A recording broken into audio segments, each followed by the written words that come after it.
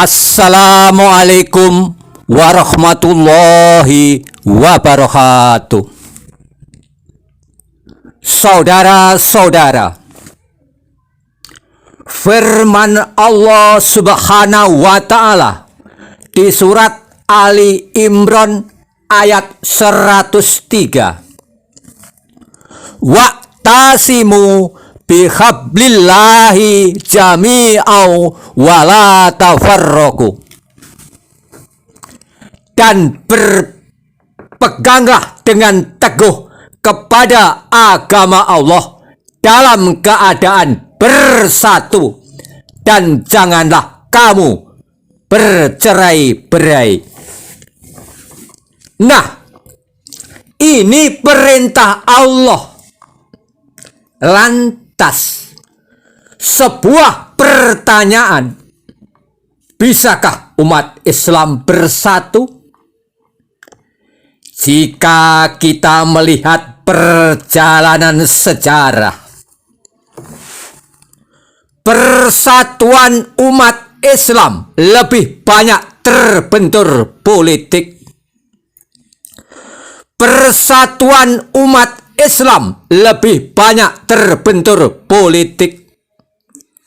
Masa lalu adalah bagian sejarah hidup yang harus kita jadikan pelajaran berharga untuk di masa yang akan datang. Dan banyak kisah dalam sejarah Islam, termasuk di Indonesia, yang dapat dijadikan iktibar. Pasca wafatnya Khalifah Ali bin Abu Thalib, bentuk pemerintahan Islam yang dirintis Nabi Muhammad Sallallahu Alaihi Wasallam dan Khulafaur Rasyidin mengalami perubahan, yaitu dari sistem syuro atau musyawarah menjadi monarki atau kerajaan.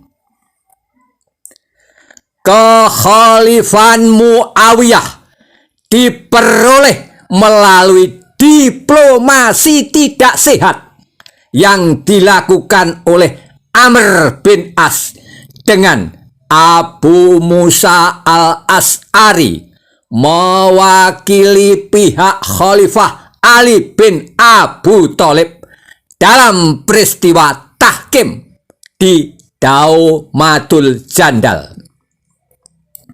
Lantas kita perlu ingat firman Allah Subhanahu wa Ta'ala di surat Al-Hujurat ayat 10. Innamal mu'minuna ikhwatun fa aslihu baina akhawaikum. Sesungguhnya orang-orang mukmin itu bersaudara. Oleh karena itu, damaikanlah di antara saudara-saudaramu. Bisakah umat Islam bersatu? Nah, perang Siffin antara pihak Ali dengan pihak Muawiyah adalah sejarah pahit bagi umat Islam. Sejarah terus berjalan ke depan dan mewartakannya. Misalnya, tempo dulu Kesultanan Safawi di Persia atau Iran yang bermadzhab Syiah selalu bentrok dengan Kesultanan Turki Utsmani yang berpusat di Istanbul. Turki Utsmani bermadzhab Sunni.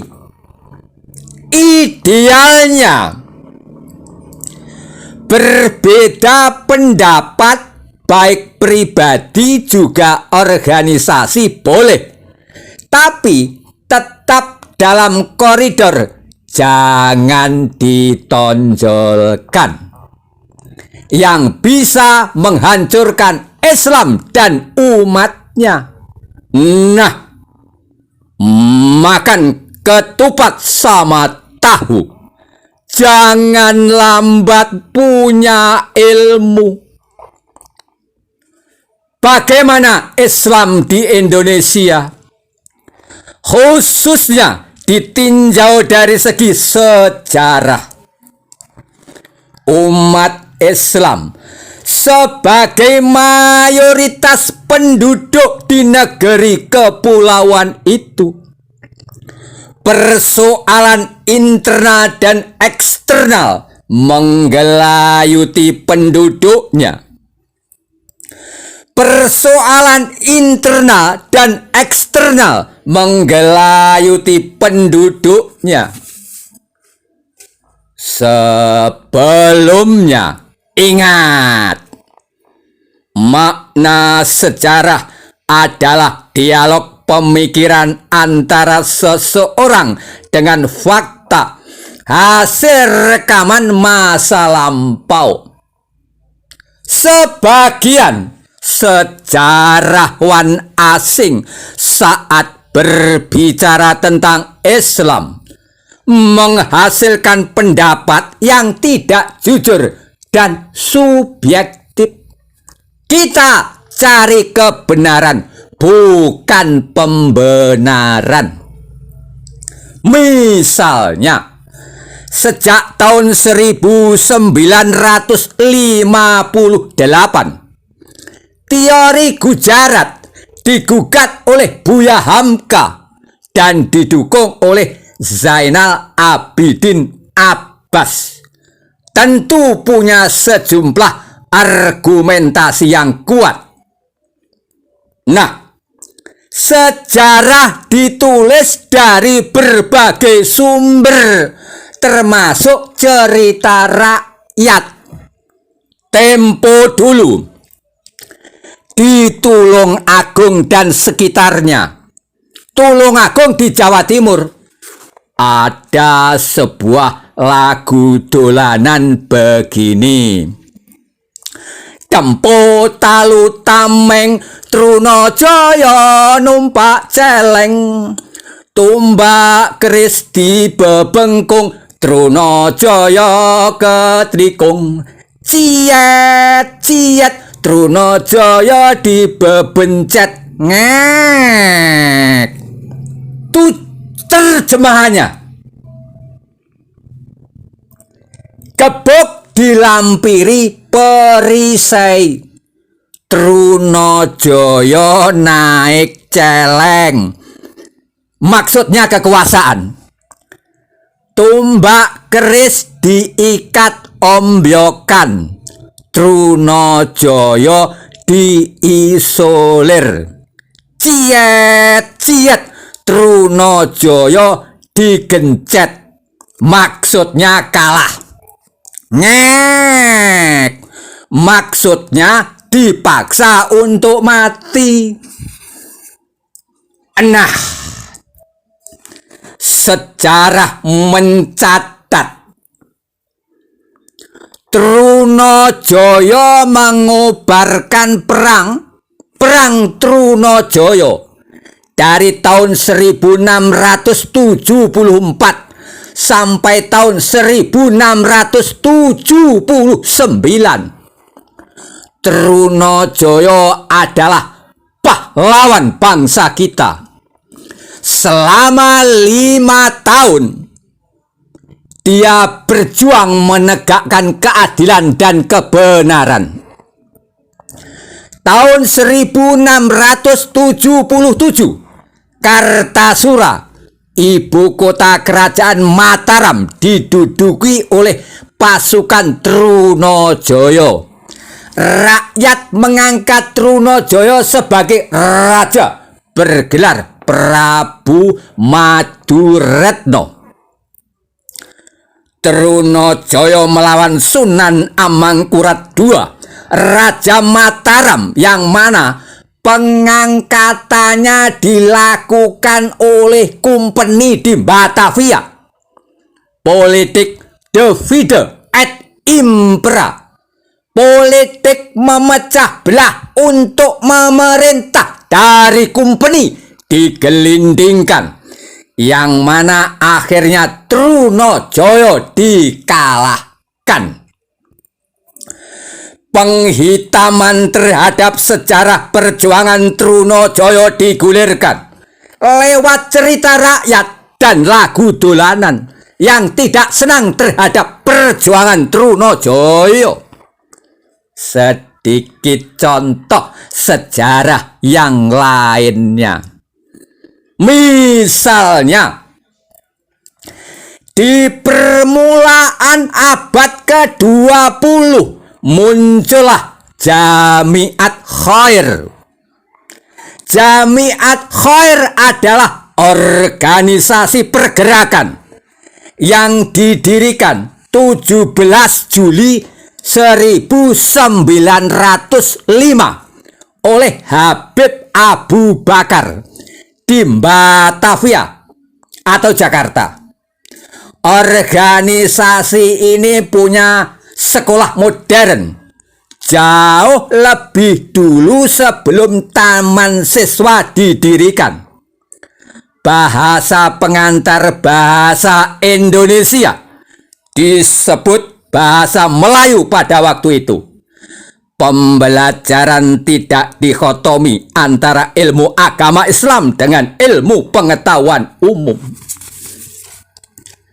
Termasuk umumnya orang menganggap kebangkitan nasional sejak berdirinya Budi Utomo pada tahun 1908.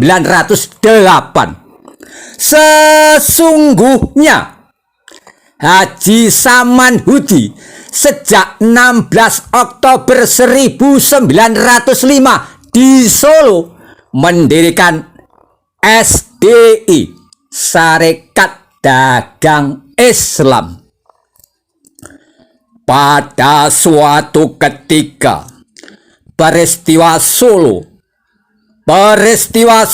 tahun 1905 terjadi perkelahian massal antara Sarekat Dagang Islam, anggota Sarekat Dagang Islam dengan pedagang Cina dukungan Belanda dan segelintir bangsawan keraton kita.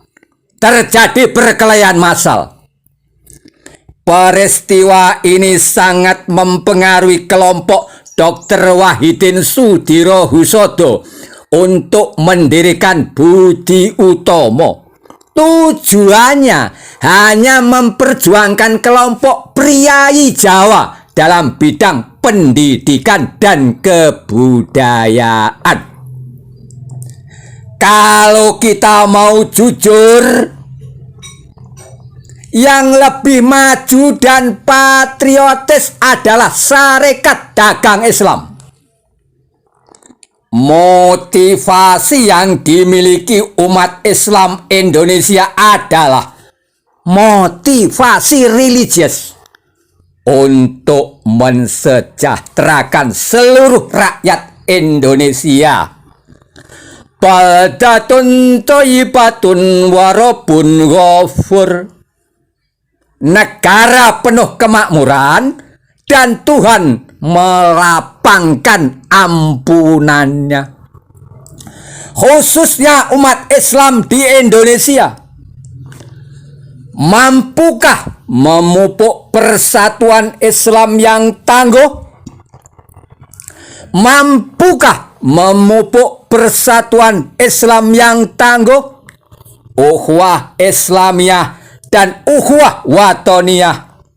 Akhirul kalam. Makan lesehan di Banyuwangi. Mudah-mudahan penjelasan ini bisa dipahami.